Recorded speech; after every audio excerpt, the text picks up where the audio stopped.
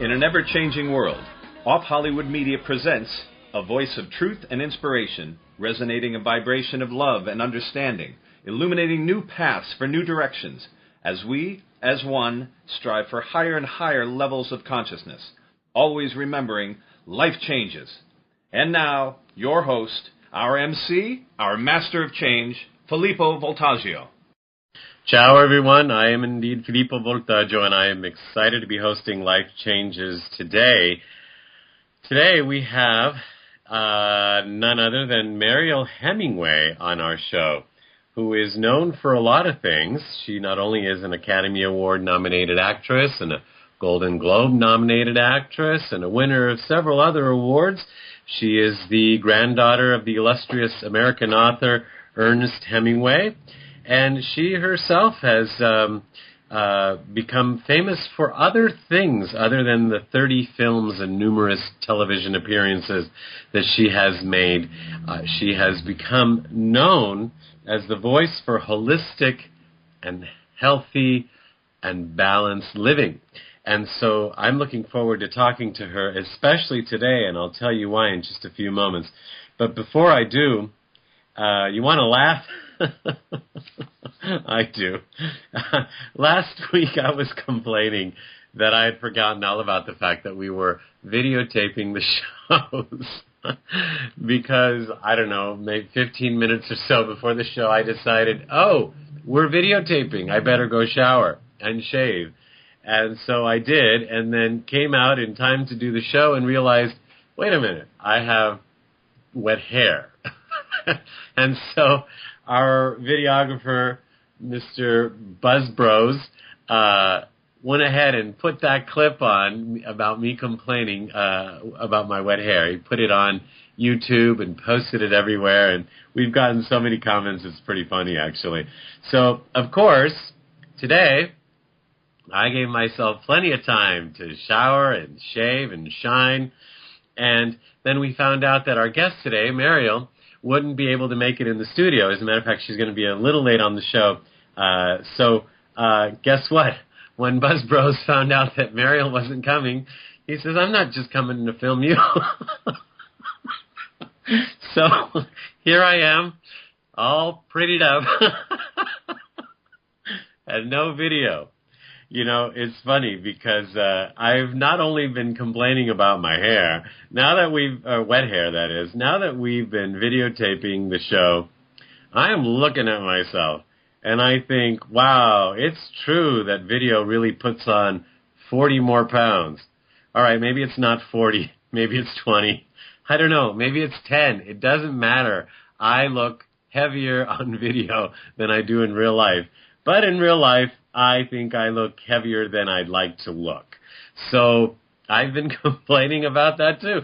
I don't think I complain a lot, but all of a sudden it just seems like this has come up more than once here. So a fan hearing that said, have I got something for you? I've lost, what do you say, 26 pounds in 31 days. On this product called, let me see, I'm looking at it right now. I don't even know what it's called. I want to say, okay, U.S. Aloe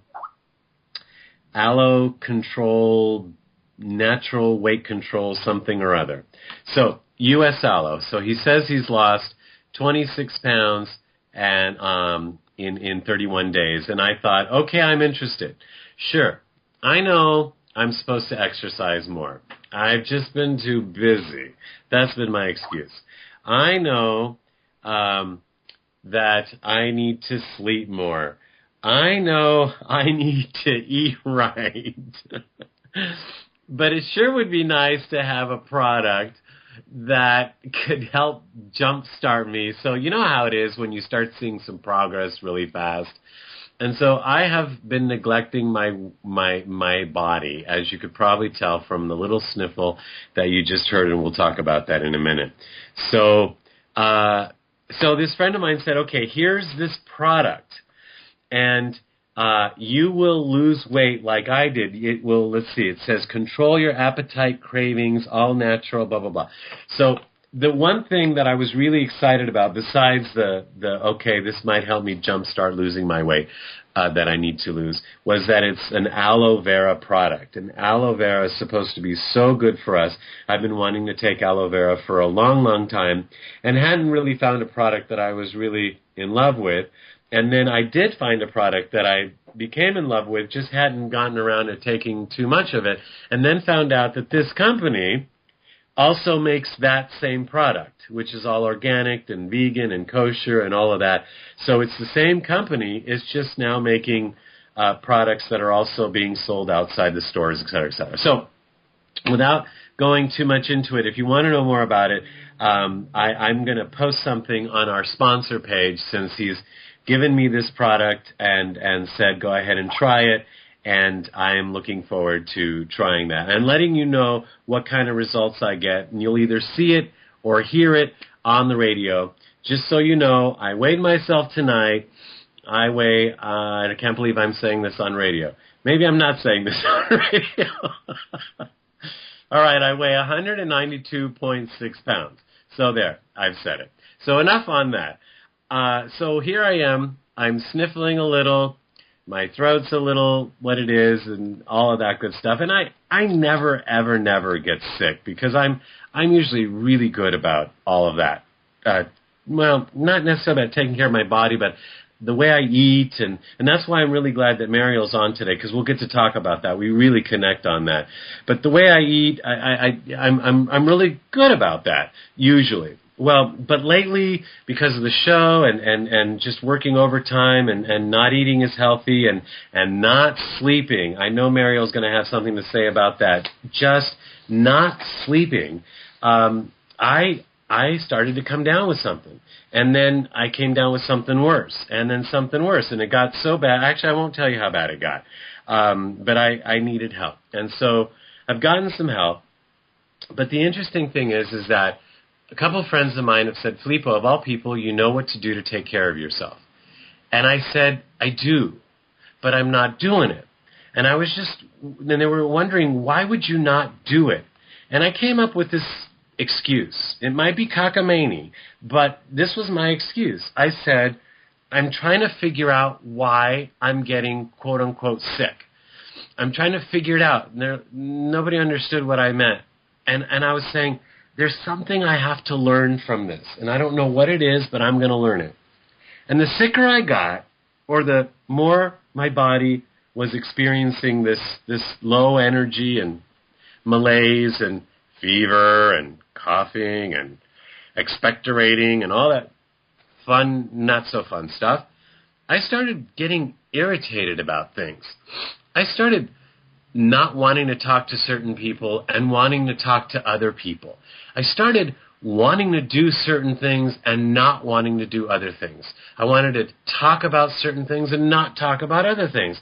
And I started to realize, wait a minute, when you're sick or when you're down, you revert to the things that truly do make you happy, to the people that truly do make you feel good, to the situations, to the stories, to the radio shows or TV shows, whatever it is, to the books that make you feel better about yourself or to start empowering you. And so no wonder people want to stay home with loved ones when they're not well, or to see their loved ones and they don't feel like going to work. Ironically, it was probably work that made them feel sick to begin with. And so it was an interesting experiment. I know there's a better way to learn this. And I choose to learn from now on through love and joy and happiness and laughter rather than through this. But I did get this, that a lot of us get sick. And I know we talked a little bit about this in a previous show. But a lot of us get sick because we're doing things we don't want to do. And we also need to pay attention to who is it that we want to talk to? Who is it that we want to spend time with when we're sick? What is it that we want to talk about? Because those are the things that we probably want to do. Those are the people that we probably want to spend more time with when we're well, so that we stay well. Because those are the people that probably energize us if we're looking for them when we're sick. So enough about that. I am excited to say that we're on Life Changes. You're listening to us on the BBS Radio Network. You can learn more about us at www.lifechanges.ws. And without further ado, I'd like to bring on our guest, who you all know because of all the movies she's done, from Lipstick to Woody Allen's Manhattan. I mean, she started doing movies at 13, even though she was the granddaughter of the illustrious author Ernest Hemingway, and she was always destined to be well-known anyway. She became publicly recognized in her own right with over 30 films and numerous television appearances in series and a host of several environmental and humanitarian documentaries. And this is where we're really going to connect. Mariel Hemingway is our guest, and she is an actress, a model, a yoga instructor, a mother of 2 teenage girls, and one of the leading voices for holistic and balanced living. At the forefront of the body, mind, spirit movement, she is a lifestyle expert and a wealth of information on creating a balanced and healthy life. As the author of 3 books that are considered the Bibles of healthy living, boy, what a perfect day to have Mariel on. Finding My Balance, Mariel Hemingway's Healthy Living from the Inside Out, and her recent released Mariel's Kitchen, which we'll talk about later on in the show. She has established herself as one of the most knowledgeable and articulate voices at the center of the body-mind-spirit movement. These books reflect her wide variety of expertise and study of integrative health and nutrition, yoga, exercise, cooking, and cutting-edge ecological and sustainable practices. We are so happy to be welcoming to the show Mariel Hemingway. Hi. Hi. That was quite an intro. Gosh, I thought you'd never stop. you are just so modest. He's going to stop now. Okay, he's going to stop now. You are modest, and we love that about you. Thank you for being all that you are for us. Well, it sounds like you've been sick. What's up? You need help, too.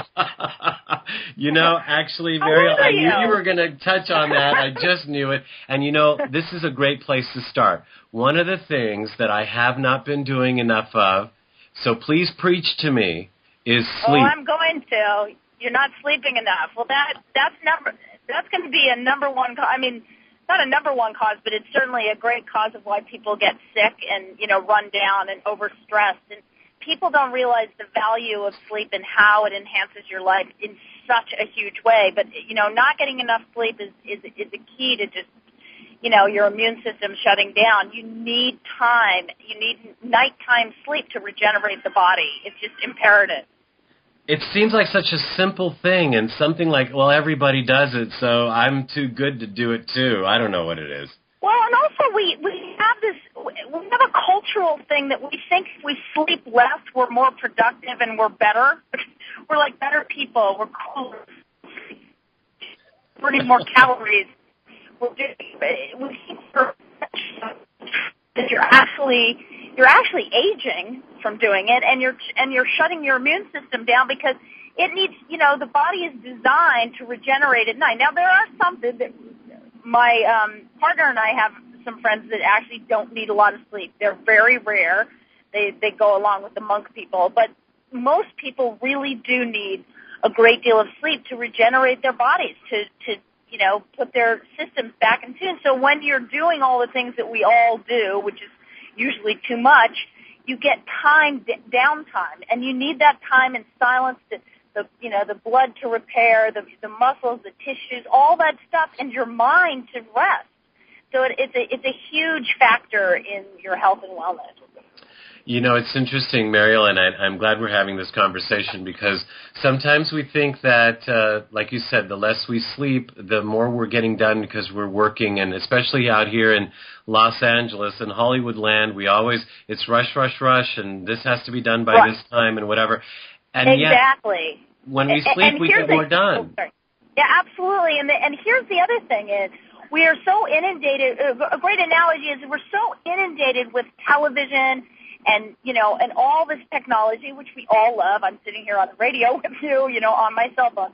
But the thing is we need rest time from that because the ears need to repair. All of that technology comes at you. It starts, it attacks you. It literally attacks your immune system. So you need the ears repair during I never thought about that. I like that. Yeah. Right. You know how when you go to bed at night and you have the television on or the radio on and it's loud, but you actually don't notice how loud it is. But then in the morning you turn it on and it's super loud. It actually, it kind of takes your breath away because it's much louder. It attacks you. You don't realize that the body during the night actually repaired from that noise that we become accustomed to during the day. Like you say, we're living in Los Angeles and we're on the onslaught of technology and noise and, all these different frequencies. We get used to it and we numb ourselves, but at night we repair. So in the morning you wake up and it's like, oh, wow, I didn't realize how much that affects me. I like that. I like that a lot. And, one of the other things that I know you're big on and that I wasn't doing enough of was drinking water. Oh, yeah, water is key. It's key. I love that you're bringing these things up. I talk a lot about that in my books, and I'm writing a fourth book with my partner, and one of the big chapters that we're talking about is water and how unbelievably important it is. We're made up of 75% water, and our tissues and organs are made up of a certain percentage of water. Each individual part of our body is made up of water. So it's really, blood is 90% water. So it's really important that we drink water, but good clean water, structured water. Water that actually is informed with information that helps your cells to repair and do good things. So water's really important, and people will say to me, yeah, but, I drink a lot of fluid, and I'm like, yeah, well, tea, coffee, Diet Coke, blah, blah, blah, juice, that's the minute you put something in water, it changes it into a food. So your body can't utilize it the way it's supposed to, and water is a repair mechanism. It's the most powerful thing we can do for ourselves. Many Indians will call water medicine. Muriel, this is really interesting. I thought I have read up on this stuff so much, and actually IonWays Water Systems is one of the sponsors of the shows, and you're telling me things I've never heard of. Where are you getting your information? You're amazing. I'm making it all up. Just to amuse you. No, I'm kidding. No, it's, this is just, it's years of just being so fascinated with health and wellness that, and my partner Bobby Williams and I, in writing this fourth book, we're just discovering all kinds of things. But it's the way that we live. We, in fact, in the morning, we have what's called a vitalizer. So we'll put our good water, whether it's from an ionizer or we get Noah's water, we get all kinds of different mineral waters, and we put it in a what's called a vitalizer, which spins the water. It makes it more valuable to the cells in your body. Your cells recognize it and they absorb it. Muriel, we're losing you, unfortunately. I know you're on a cell, but are you stationary or are you moving back and forth? No, we're stationary. Yeah, we're losing you to the point where we can't hear all the wonderful information you are sharing. And now we lost you altogether. Hello. Hear me? Hello? Muriel. Yeah, it looks like we've lost her. Well, hopefully she'll call back. There's such a thing as perfect timing, huh? That here I was talking at the beginning of the show about health and not getting sick and ways to do that, ways to not get sick. And here Mariel comes on and she's a wealth of information on that. Let's see. I think she's back on. Mariel, you back? Okay. No, she's not. Okay, so she started to talk. It's so funny. She said she's writing her second book, but she's on her fourth book indeed. So we'll talk more about them when she gets back on. But the latest one is Mariel's Kitchen, which is about nutrition. So, of course, she knows so much about it. finding my balance, which is what we're really talking about here with sleeping enough and all of that as well, I would think. But actually she goes into her memoirs on that. And then healthy living from the inside out, which includes the body, mind, and spirit, and beauty of the combination of all of that. So I'm looking forward to addressing that. Now, it's interesting, Mariel, if you come on while I'm talking, by all means interrupt and let me know that you're here. But it's interesting, I was going to ask her about this routine that she has. She wakes up in the morning, and then the first thing she does is, of course, after a good night's sleep, and then the first thing she does is she has water. And so that's why water is a big thing for her. She says it helps energize her and unfog the brain, etc. I'm back. Oh, you're back. I was just talking about your morning. I was talking about your morning routine. Oh yeah, that's great. That's awesome. I wanted to say one more thing about water. Water has an intelligence. Water holds information. It's incredibly smart water. So when you really want to think of water as something that's really going to feed your cells in a big way. So making structured water is a really important thing to do, and people should look that up. And I'll be writing about it in my next book, and I'll come back on and talk about it.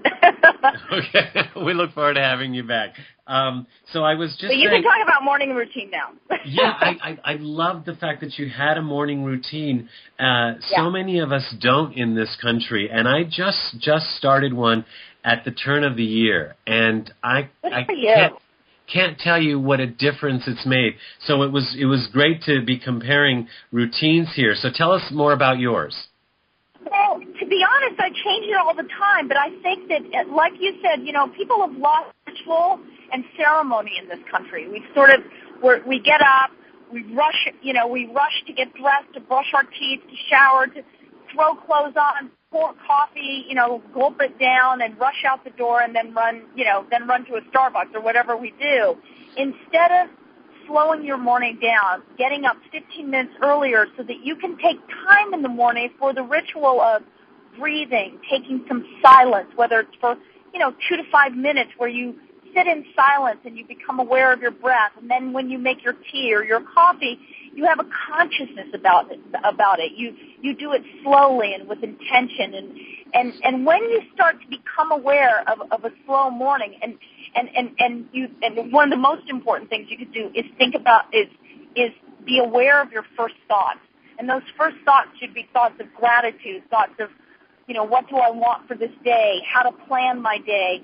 The way you start your day informs the rest of your day like you have no idea. It's so powerful, and it has a palpable effect on your entire life. How the first hour that you're awake is so important to your life. I like this. I would argue, Muriel, that we do have a routine, a lot of us, and that's getting up in the morning and by alarm and saying, "Shit, I'm late." And exactly. Exactly.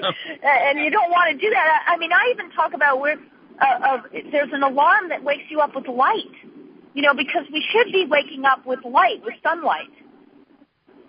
Yeah. It's the biggest alarm clock. When you're in tune with nature, and that's really what our bodies, because we're animals, that's what we naturally, our innate nature is to be in tune with nature and the biorhythms of nature. So when you wake up naturally, you wake up with the light. You go to sleep with the light. Now, of course, as human beings, we don't do that anymore.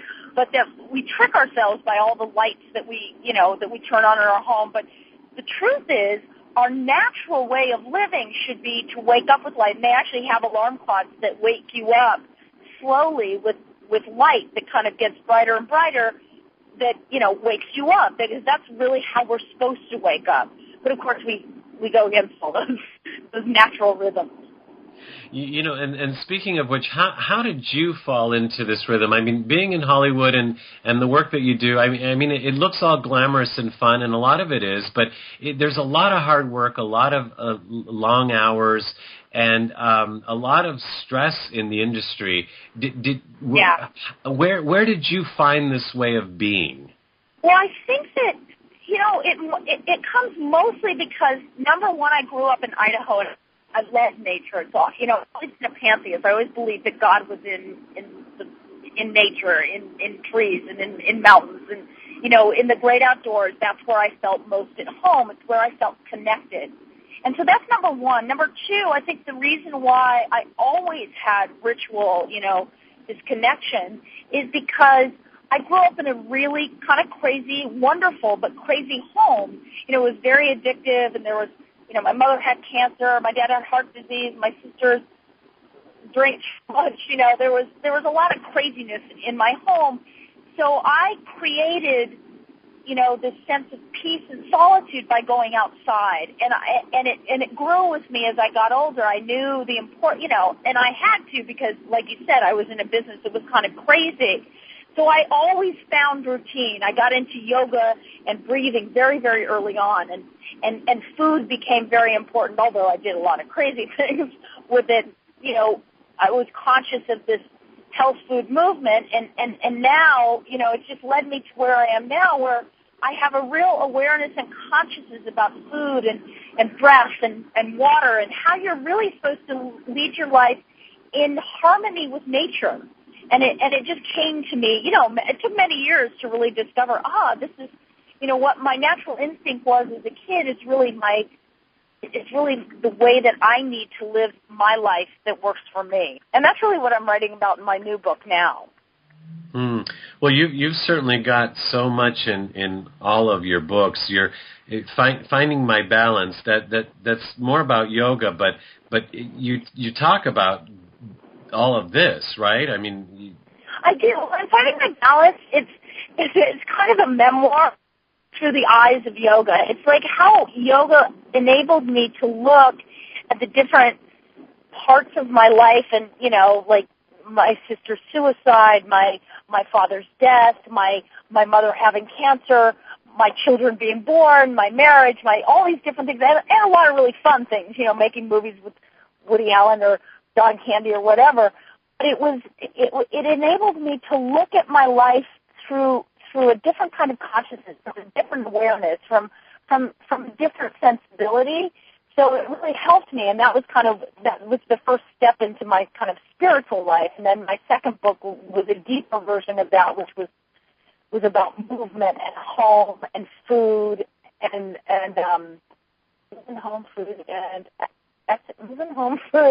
sacred space and silence. Sorry, exercise and silence. I'm yapping. I can't remember it. I feel that those four things are really important to lifestyle. They're very important to how we live our lives.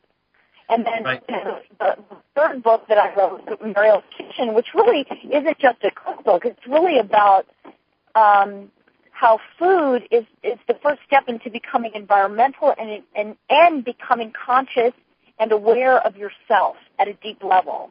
Food is a very, very important ritual we take for granted especially in this country, because, you know, in other countries they spend a lot of time with food, and that ritual is very important. And here we just think, you know, faster is better, and moving, and, you know, and it's important to slow it down and really make a connection with your food. I couldn't agree more. And actually, before we move on to Mariel's Kitchen, I did want to say, since you brought up your sister and your father and all of that, I wanted to say one of the things that I always admired about you, Mariel, is the fact that all of this has happened, and you have somehow found a way to accept it or live with it and make good for it for other people to be able to deal with things in their lives. And so in that way, you've been an inspiration, especially from the place of being recognized and in the public eye, to have somebody like you out there that has been able to do what you've done and to share in the way you have shared. It really is an inspiration and a big help. Oh, well, thank you. I mean, to be honest, I think it's my responsibility to share it because I'm in the public eye. I think that, you know, I really think there's probably 9 problems in the world. They just have different wrapping paper, or, you know, they wear different clothes.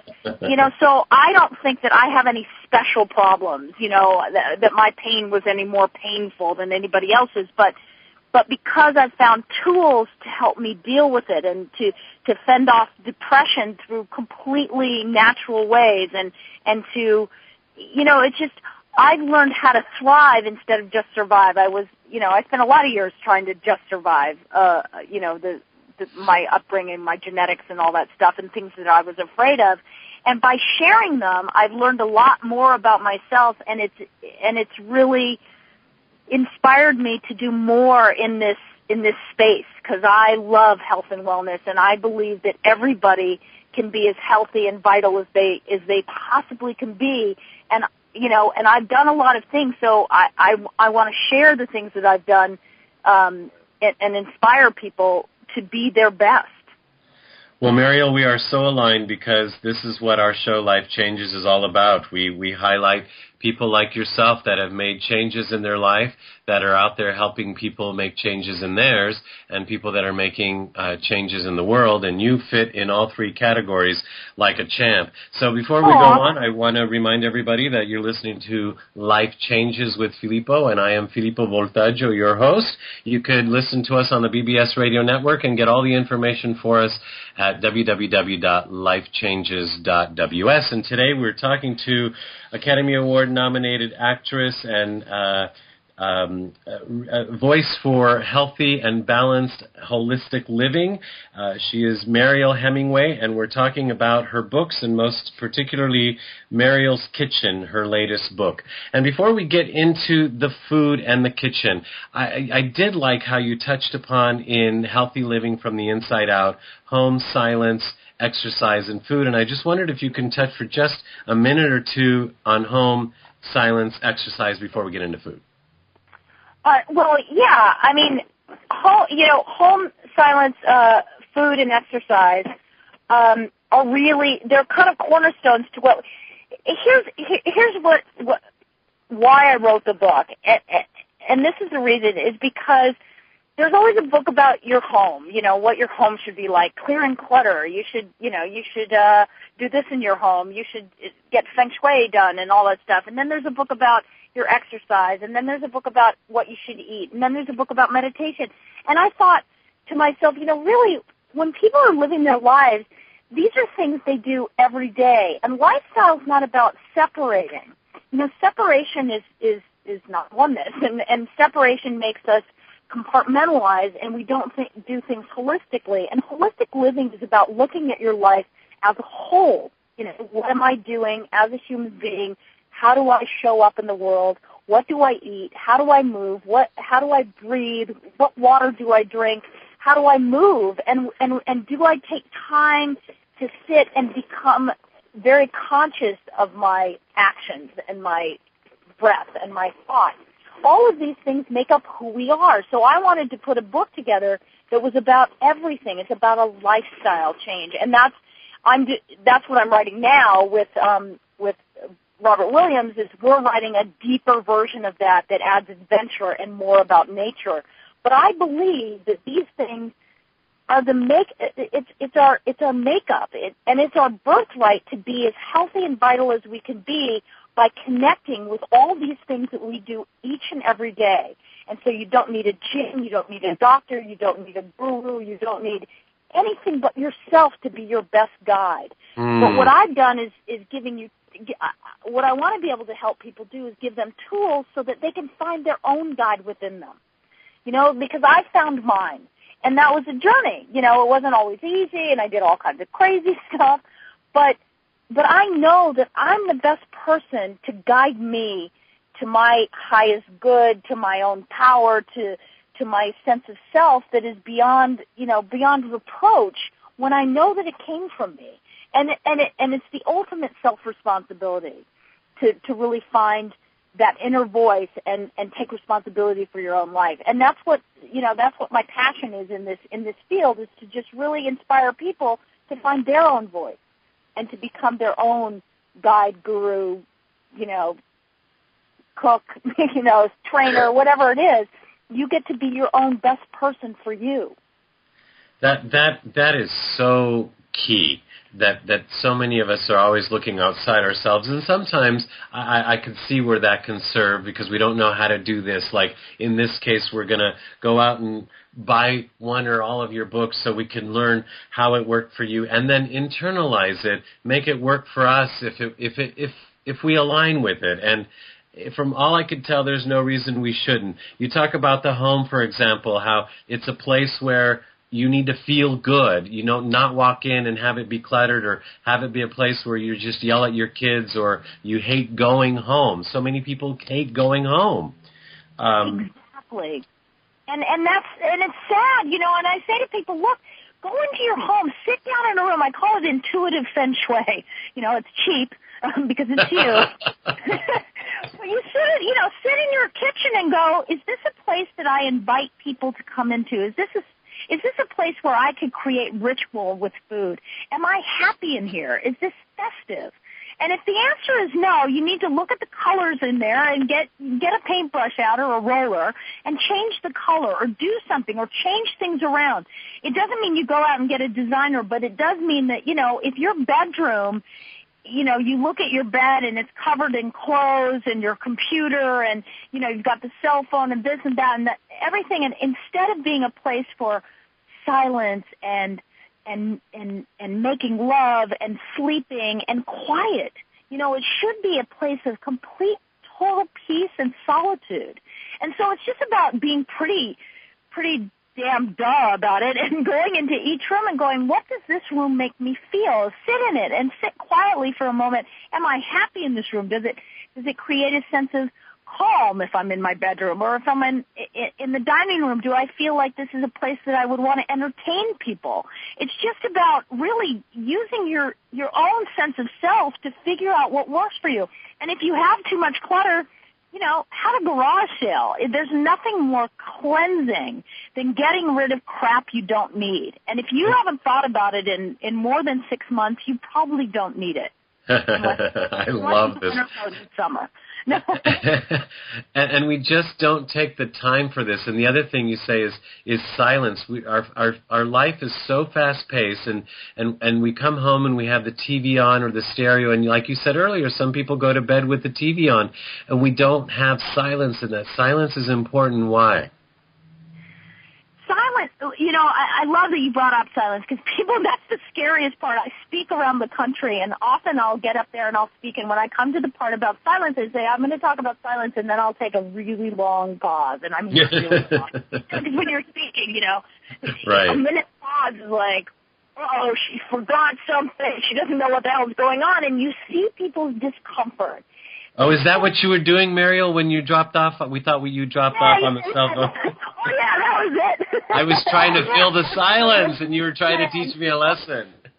No, I apologize. That was completely technology-oriented, and I'm sorry. But, no, but what people do get uncomfortable with silence, and it's one of the great teachers.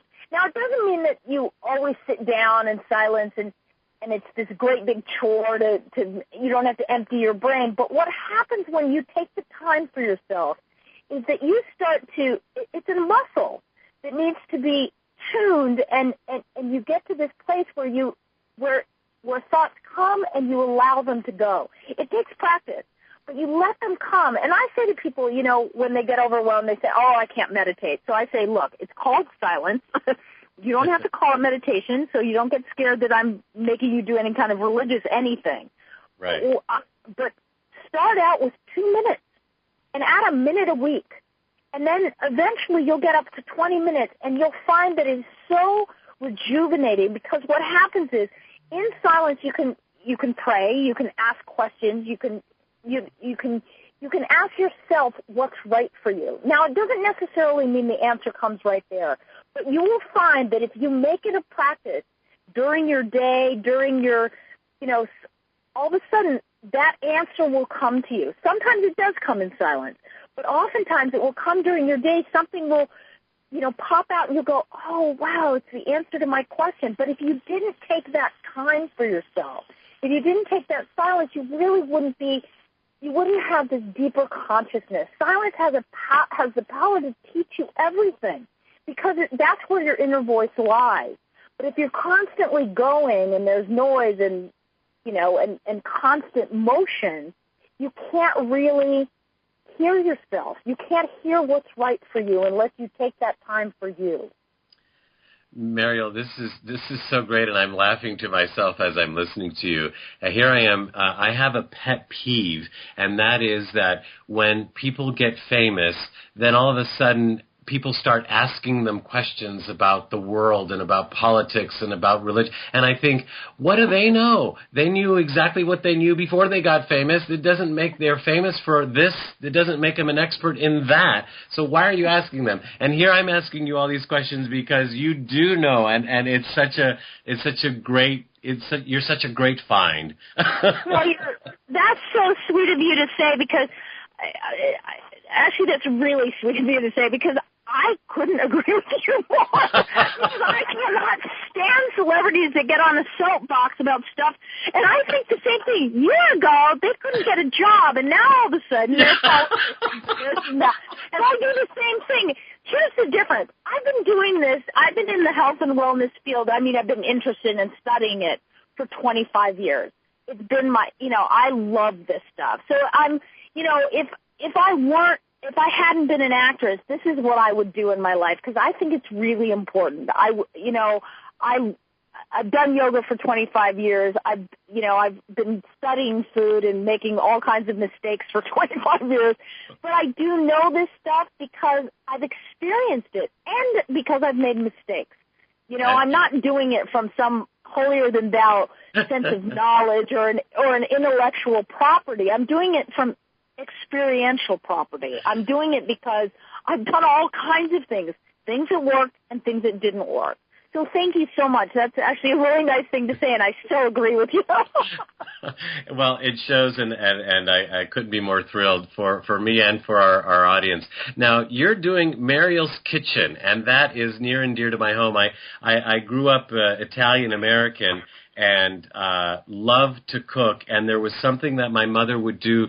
We later found out that there's an actual word in Italy called slow cooking. As opposed to fast food, this is slow food. And there's a whole movement. It's fantastic. And here's the deal. People say, oh, but I'm so busy, I've got this and that, and my kids, and I got to go pick it.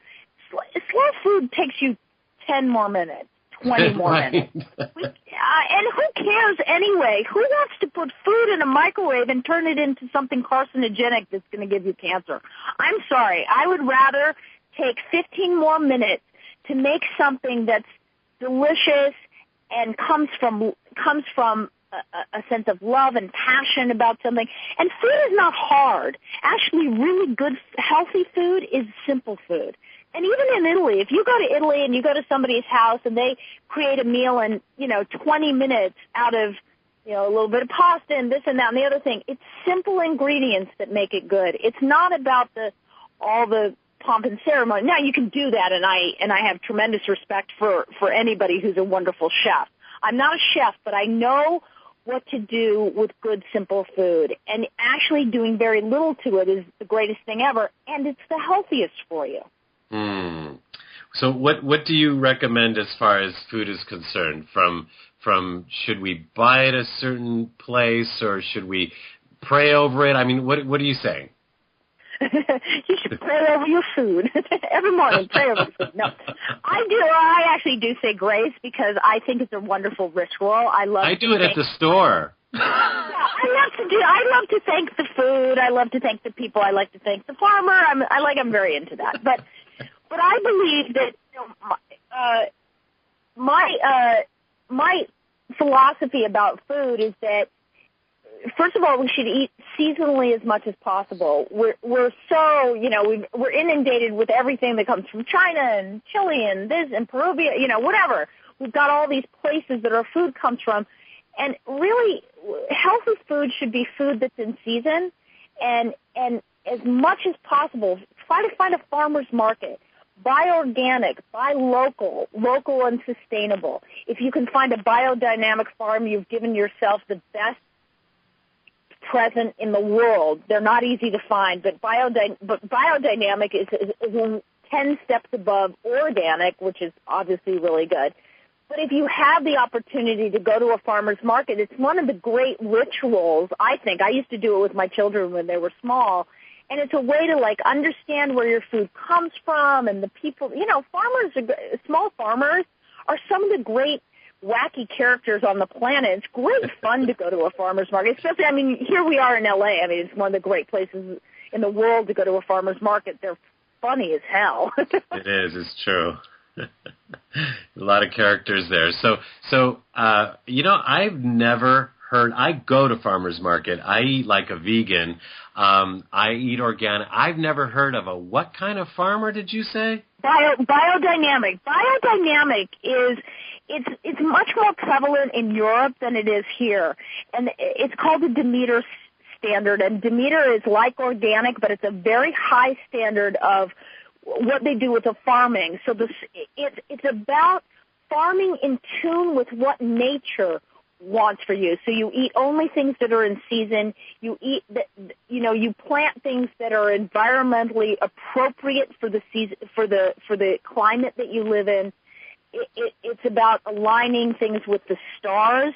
Astronomy has something to do with it. It's really powerful. And the soil is probably everything. How soil is cultivated and you know, composting is really, really important. But it's really about not messing with nature. So you plant, but you don't strip the land at all. You keep what's inherent to that farm, to that land, and you keep it in there, and you let the things grow through weeds, and it's really fascinating, but it is so tasty you cannot believe it.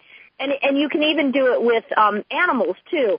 So the chickens and the eggs are just unbelievable, but of course they're really free range. They're not, you know, free range meaning they can get out of a cage for an hour and look at the sun. I mean, this is, and my belief is it's about having consciousness about food. I don't care if somebody eats animal products, but be aware of where they come from. Make sure that your animal products aren't abused. Who wants to eat an abused animal? The energy of that is really, it's not good for you.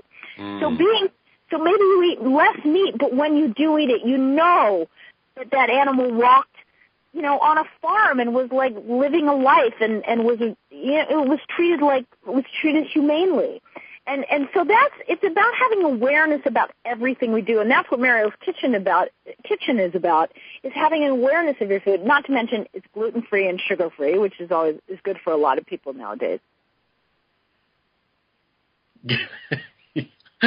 I'm just laughing. So that's what the book is about. Are you going to have a TV show that goes with it, I hope? I am working on a TV show, but it's not what you would expect. I'm actually working on a health adventure show. My next book is also, I've added adventure to my home food, exercise, and silence. Now there's some adventure in nature. So I want to go around the world, and this is what I'm creating now with my partner. I want to go around the world to incredible places and find their great healing technologies and things, or not really technologies, but more natural things, but do it through adventure. So that's my latest thing. What do you mean it's not really what I'd expect? I mean, after having talked to you now almost for an hour, I'd expect anything from you, and I can't wait to see what comes from you next, because so far everything has been so great. So, you're awesome. You have been awesome. I want to remind everybody that MarielHemingway.com is the the website where you could get more information on Mariel Hemingway, and I want to make sure you all know the spelling of that. It's M-A-R... What? I said thank you. And you're welcome. MarielHemingway.com. Her latest book is Muriel's Kitchen. And Muriel, in the next minute or so, is there anything else you'd like to share with our audience that I'm sure has been delighted by you in all this time? Well, number one, I want to apologize for my little absence, my middle of the interview absence. And I want to say that I'm so grateful that, you know, to be here tonight and to share my passion. And this is my passion, my love for inspiring others to be the best that they can be. And I really believe that they can, because I really know that there's tools out there to connect you with you. And that's what I'm excited about. So thank you for having me and letting me share with all of you. Well, Muriel, it's our pleasure, and I'm a believer, and you still excited me. So you're definitely doing something right, a lot of things right, and we're grateful to have you. And yes, we'll have you back when you have your 4th book done, and we'd love to have you as one of our live guests at one of our live events one of these days. So we'll talk about that at some point too. Okay. Oh, that would be wonderful. All right. Well, have a beautiful rest of the evening, and thank you for being with us. You too. Bye-bye. Thanks. Ciao, Muriel. Ciao. Oh, that was just delightful. Again, that was Mariel Hemingway, and the website is marielhemingway.com. Her latest book, Mariel's Kitchen, and look out for the adventure TV show that she's doing and her 4th book and all of that. She is just delightful. Happy to have had her on the show. And with that, we bring on Dorothy Lee with her State of the Universe address. Dorothy? Hi. Well, once again, our guest is talking about what I was going to talk about tonight, and that is great. Awareness. We must become more aware. With so much change going on in the world, we really, really need to pay close attention to all of our choices and not just to some of them. I made a less than elegant choice last week that created an episode in my life that was, quite frankly, unnecessary. I not only know that love is the most powerful force in the universe, I also understand and teach that love is always the answer, no matter what the question or the situation is. Always. And I really thought I was doing my very best to choose love all of the time, because that is what and who we are and what we've come to share and be and experience. As I've said before, there are really only 2 emotions in the physical universe, those being love and fear, and other emotions are just variations of these 2 primary ones. When we choose love, we're choosing truth, trust, faith, enthusiasm, laughter, action, hope, kindness, acceptance, responsibility, confidence, health, wealth, and happiness. And when we choose fear, we're choosing dishonesty, deception, regret, sadness, criticism, despair, anger, blame, jealousy, meanness, shame, and guilt. And all of these variations of fear lead to illness. Love is the emotion associated with the knowing that everything in the universe is an expression of the truth that we are all one and therefore totally interconnected. On the other hand, fear is the emotion underlying the illusion that we're separate from Source and from one another. And so even though it was for only a moment, I made the choice of fear over love. And although I believed at the time that my fear was for others and not me, I co-created an unpleasant situation for myself because I had momentarily forgotten that we're all truly one. The others are me. I am them. So even if it was only momentarily, then I became so afraid for me that it led to this less than elegant choice. Thank God it didn't take me a long time to understand what I'd done, so I was able to immediately go to work to undo the temporary damage. I'm grateful for this situation because it helped me remember this very important thing. Every single move we make and every action we take matters, not just for us as individuals, but for all of us and for all time. When one of my good friends chastised me gently for going where I had gone with this, I had to look at the situation from my higher self and see what I can do to keep this from ever occurring again. So although I readily forgave myself for this silly and very human moment, I know that I don't need to do this anymore, and I trust that none of you need to do it either. It matters not what we're afraid of. Fear simply doesn't serve us in any form or fashion. My recent step out of faith into fear created a need for me to look at all of my recent choices. And I can truthfully say that I choose love 999 times out of 1,000. However, what this latest incident showed me is that there is room for improvement in my choices, and I simply must do better, and I vow to do so. I'm grateful for this life lesson because it was unpleasant enough for me to really look at all of my recent choices and to do an honest inventory. I'm grateful to my friends who love me enough to assist me in taking a closer look at what sometimes appears to me to be not such a big thing. I discovered that I had been unconsciously judging my actions by levels of importance. How silly is that? For example, I had thought that spending time assisting a friend was much more important than spending the few seconds judging someone. However, the truth is that each second of each day are all equally important. Once we truly understand and know that everything matters, just as Muriel said, you don't want to eat meat from an animal that has been abused. Everything matters. Every move counts as much as any other. We cannot help but become more aware of our choices when we remember this. Remembering is what we must do because every single thought creates something in our three-dimensional world. So we must become more aware. And this leads us to be more accountable. And if we want to become the change we wish to see in the world, then we must be self-responsible.